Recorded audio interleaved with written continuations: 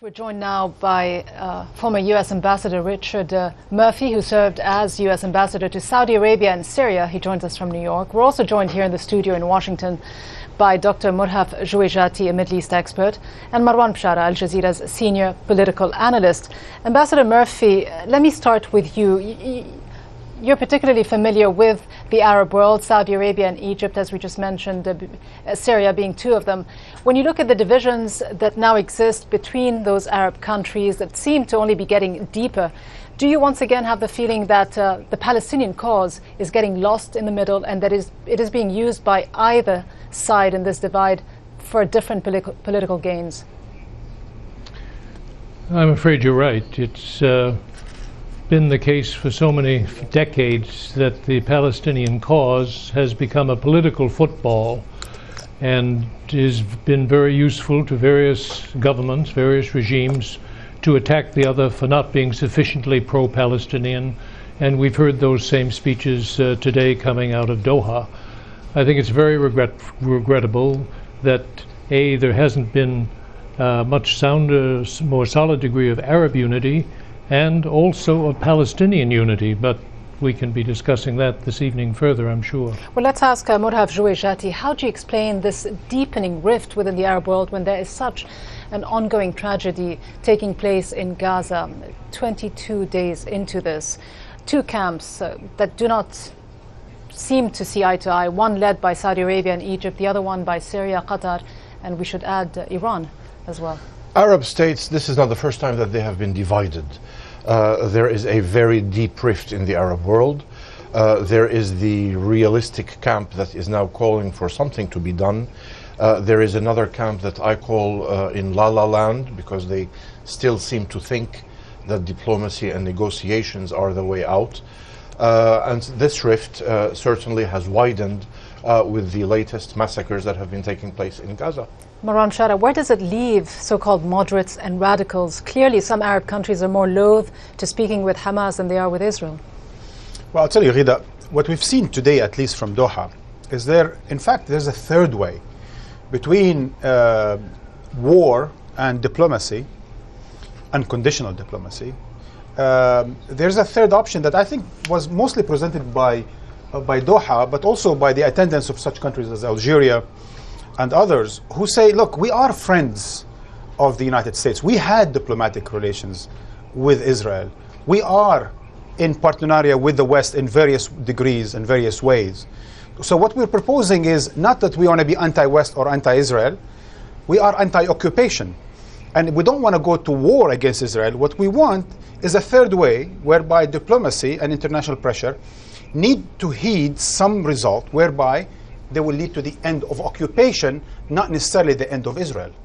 Ambassador Murphy, where does this leave the United States, its own responsibility, whether direct or indirect? We just heard moments ago comments being made by Alvaro de Soto, the former UN envoy. He clearly said that there was some blame that had to be laid at the footsteps of those who isolated and shunned Hamas. Does the US and other Western countries particularly take responsibility here?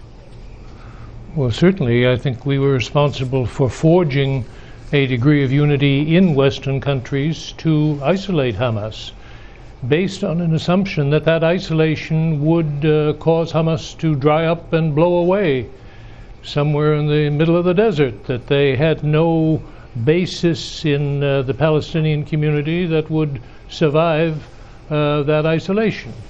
Now, let me also add, though, that back in 2006, 3 years ago, when that election was held, in which Hamas did surprisingly well, did surprise certainly Washington and many other capitals, it was argued then validly that perhaps the election should not have been held unless Hamas should not have participated unless it agreed to do so on the basis of agreements very carefully forged over the previous generation between the Palestinians and the Israelis. They were not held to that standard. The elections were held, and they said privately, perhaps, that look, we're not going to accept what we have stood against all these years. That's something, a position we might come to, that is, recognize Israel's right to exist and respect the former agreements, but we're not going to do that now. And when that was made clear, Washington ended up supporting the Israeli position that these groups like Hamas cannot survive. And so they went along with the isolation, the boycott, and what turned into a very bitter siege of the Gazan people. Dr. Jouejati, had Hamas changed sufficiently after it did win the elections in 2006? Had it become pragmatic enough in a way that might have allowed the West and other countries to engage with it as opposed to isolate it? Hamas accepted a truce with Israel. I think here we are emphasizing too much blame on the victim. We are talking about a siege of 1.5 million civilians, for heaven's sake. And to continue talking about the whether the existence of Israel is at stake is now, it has truly become outrageous. The existential threat is no longer to Israel, it is to the Palestinian people. Had there not been a siege of 1.5 million civilians, there perhaps would not have been this level of violence, and potentially the truce could have been extended. But to keep 1.5 million civilians under siege for such a long time, and then to be surprised that Hamas would not accept a truce is not only outrageous, but it has, in my eyes, become absurd. Marwan Bishara, how much damage do you think this Israeli offensive has done to any prospect of peace with Arab countries? Because clearly now leaders will be in a much more embarrassed position to even engage in discussions with Israel in the wake of this onslaught. And Mahmoud Abbas's own position, can he now embrace the Israeli leadership as he had done in the past, or is he weakened by this? Actually, the New York Times in particular yesterday came up with analysis that actually you and I spoke about 3 weeks ago, saying that although Israel is beating up on Hamas, it's hurting Abbas. The main victim of what just happened, aside from all the innocent people that are victimized by this conflict, is President Abbas and the so-called moderates among the Palestinians and among the Arabs. I think when the dust settles and the fires are put off in Gaza, we'll find out that the moderates or Israel's accommodationists in the Palestinian and the Arab world are going to be the most hurt. Just one last note on that, and picking up from where Ambassador Murphy left, I think Hamas, although yes, it didn't adhere in the beginning, but if you remember, when it entered the national unity government in Palestine, it did decide to honor previous engagements done with Israel. So in fact, Hamas tried to rehabilitate, if you will, its approach to diplomacy, but I think there were no partners for it in the West.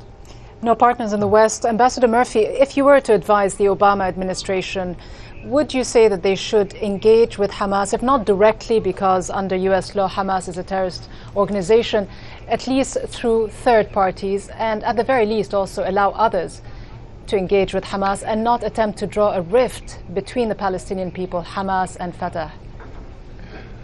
I support that absolutely. There should be engagement. Initially, I can see it happening through Egypt. And for all the vilification we've heard about Egypt coming out of Doha and the Arab rhetoric and the Iranian rhetoric, the fact is that Egypt did succeed in a very patient, very difficult mediation and bring about a truce last June. Now that truce could have lasted, that truce could have been extended. This whole war was unnecessary. But here we are, it's a mess.